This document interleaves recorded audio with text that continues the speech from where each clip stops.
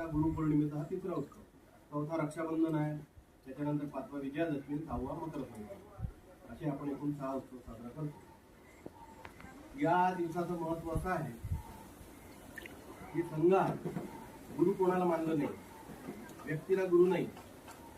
त्यावेळेस जर हेडगेवार म्हटलं असतं की बा डॉक्टर हेडगेवार की जय, सगळे उत्साहानं सगळ्यांना जय जयकार केला असतं. गोळवलकर गुरुजीनं म्हटलं असतं की गोळवलकर गुरुजी की जय, तर सगळ्यांना उत्साहानं त्याचा जय जयकार केला असतं, त्याचं पूजन केलं असतं, त्यांच्या फोटोचं पूजन केलं असतं. आपण फोटो ठेवतो दर उत्सवाला, पण त्याचं पूजन काही सांगितलं नाही आहे. लोक करते कोणाला वेगळा, पण त्याचं पूजन नाही. तर गुरु कोणाला मानला? गुरु आपण भगव्या ध्वजाला मानला. अनादी अनंत काळापासून भगवा ध्वज हा त्यागाचं प्रतीक आहे, बलिदानाचं प्रतीक आहे, शौर्याचं प्रतीक आहे, पराक्रमाचं. त्याच्यामुळे भगव्या ध्वजाला गुरु मानून एक दिवस म्हणजे गुरुपौर्णिमा, त्या दिवशी सगळेच आपल्या गुरुची पूजा करतात. त्या दिवस असा असतो की वर्षभरात गुरुजी ज्ञान देतो आपल्याला, गुरुजी आहे आपल्याला शिकवतो वर्षभर. त्या गुरुचं एक काहीतरी परतफेड म्हणून आपण त्याला दक्षिणा देतो, त्याला काहीतरी आपण मोबदला देतो आपल्या कमाईचा. त्या वर्षभरात जे काही आपण कमाई करतो त्याच्यातला काही भाग आपण त्या गुरुला आपली दक्षिणा म्हणून देतो.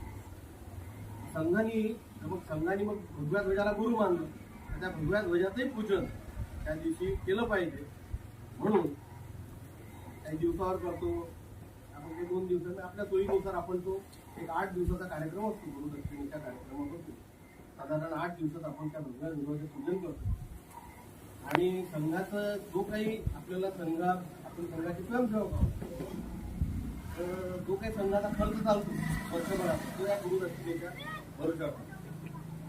संघ काही वर्गणी मागत नाही.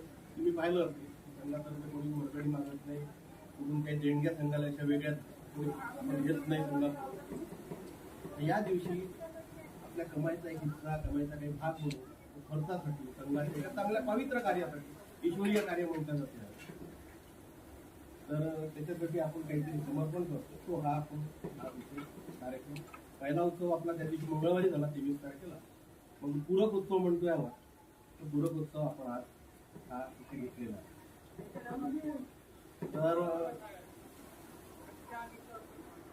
तर त्या दिवशी ते बोलले, वक्ते आले होते, आपले जिल्हा प्रचारक होते पवनजी भाऊ, त्यांनी सांगितलं की बा पुन्हा आता पैसा संपला बघा, तर पुन्हा एक उत्सव घेऊ बा, पुन्हा गुरुदक्षिणा लोकायला मागू बा, असा विषय राहतो. एकदा जे काही संघाच्या मार्फत घ्यायचं आहे ते एकदाच होतं. एकदा अशी ऑफर होती, काकांनी सांगत होते 1 लाख रुपये एकदम देतो मला अजून घेऊन जातो गुरुदक्षिणा, पण मी तिथे येऊ शकत नाही. तर आपण त्याला नाही म्हणताय, तर तुम्हाला जे काही द्यायचं आहे तुम्ही इथे या, भगव्या ध्वजाची पूजा करा आणि भगव्या ध्वजाची पूजा करून जे काही समर्पण आहे इथे द्या, पण कुणी तिथे येऊन तुमच्याकडून पैसे घ्या. आपल्या इथं आपण बऱ्याचदा असं झालेलं आहे की कोणाला वेळ नाही मिळाला तर मी देऊन देऊ का, तर आपण म्हणतो की नाही, शाखेत एक किंवा तिथे कार्यक्रम होतो तिथे भगव्या ध्वजाचं पूजन कर आणि तिथे काय तुम्ही समर्पण द्यायचं समर्पण कर आणि मग अशा प्रकारे अनेक संघाची वैशिष्ट्ये आहेत. त्याच्यापैकी हा एक वैशिष्ट्यपूर्ण कार्यक्रम आणि म्हणून ते व्यक्ती पूजा नाही, व्यक्तीला जय जयकार नाही, जय जयकारात करतात आणि पूजनात हे एक विशेष महत्त्व सांगायचं.